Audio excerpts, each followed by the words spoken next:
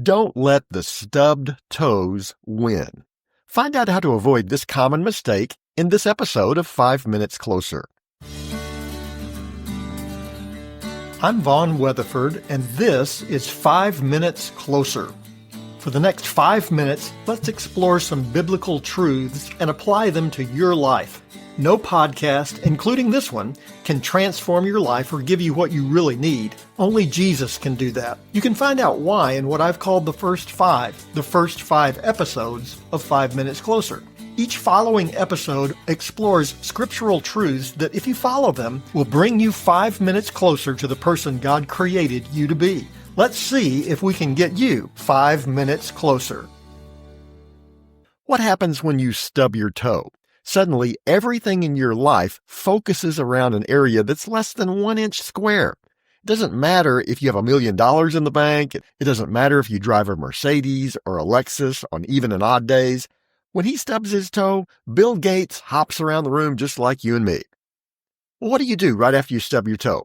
Well, you and Bill find a place to sit down and try to make it better. You rub your toe, you blow on it, you look extensively at your toe, things you would never do otherwise. Why? All your attention is focused where it hurts. In Numbers chapter 20, Moses faced much more than just a stubbed toe. His sister had died, likely the same sister who had preserved his life when he was a baby. In addition, the people of Israel were once again blaming him for leading them into an impossible situation in the wilderness. Once again, they'd run out of water. Moses knew he couldn't fix the problem, so he went to the one who could. Numbers 20, verse 6 through 8, record what Moses and Aaron did.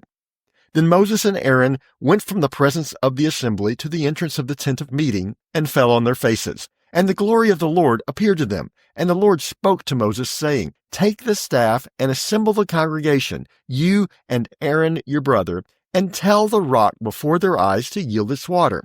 So you shall bring water out of the rock for them, and give drink to the congregation and their cattle.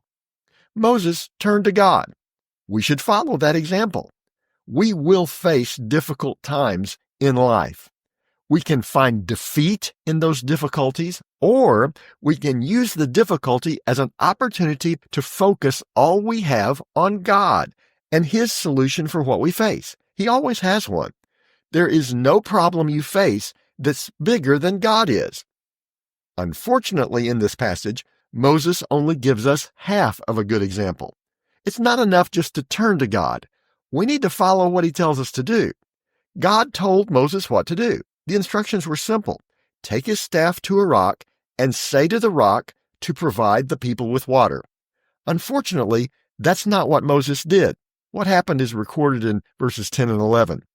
Then Moses and Aaron gathered the assembly together before the rock, and he said to them, Hear now, you rebels, shall we bring water for you out of this rock?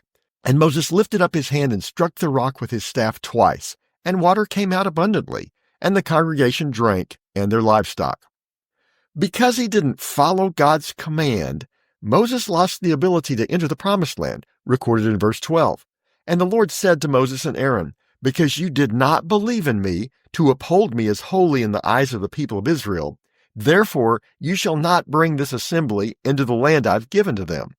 That may sound harsh, but this was a lesson God had been repeatedly teaching Moses and Israel, to know and do His will.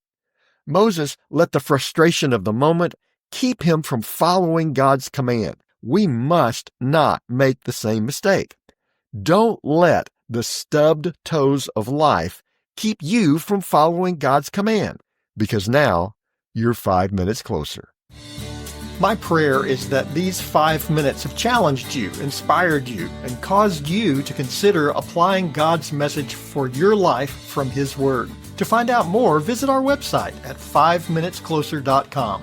Join me next time to see if we can get you 5 minutes closer.